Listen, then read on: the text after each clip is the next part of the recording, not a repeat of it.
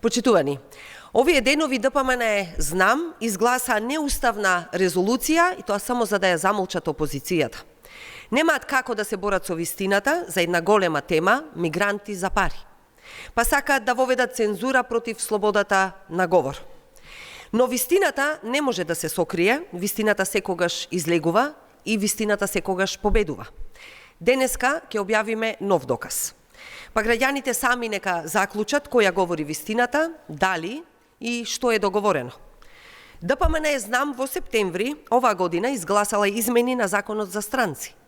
Што е клучно во овие измени? Олеснување на постапките за добивање на дозвола за привремен престој на странец по основ на вработување. И внимавајте, особено за оние кои работат на стратешки проекти и доколку има стратешки партнер. Клучни се членовите кои се изменети.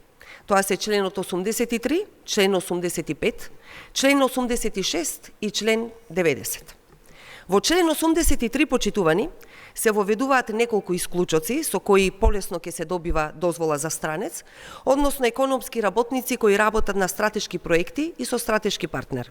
Став 1, цитирам: по исклучок привремен престој заради работа ќе се одобри на странец кој работи на стратешки проекти утврдени со посебен закон, независно од искористеноста на квотата и моменталните потреби на пазарот на труд во Република Северна Македонија, односно без издавање на мислење од страна на агенцијата.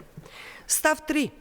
За странец кој работи на стратешки проекти утврдени со посебен закон, се издава потврда дека правниот субјект е со статус на стратешки партнер каде работи странецот. Потврдата дека правниот субјект е со статус на стратешки партнер каде работи странецот ја издава Министерството за економија и труд. Дали има стратешки проекти и стратешки партнер? Да. На кого се однесува ова олеснување? На сите им е јасно. Одиме понатаму. Член 85, став 5.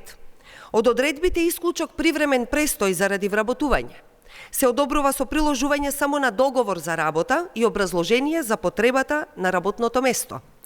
Дали ова значи ново олеснување кое ги отстранува сите други документи? Да. За кого? Сметаме дека на сите им е јасно. Во член 90, став 9, се воведува нов исклучок со кој се зголемува временскиот период за престој во Македонија кој може да биде и да трае со децении. По исклучок од одредбите на овој член, странец, ангажиран во правен субјект со статус на стратешки партнер, може да биде упатен на работа во Република Северна Македонија во период на имплементирање на проектот, но не подолго од 1 година, со можност за продолжување на привремениот престој.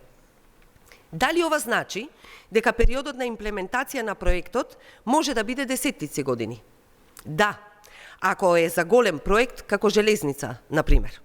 Дали ова значи дека може и после тие години да се продолжува рокот? Да.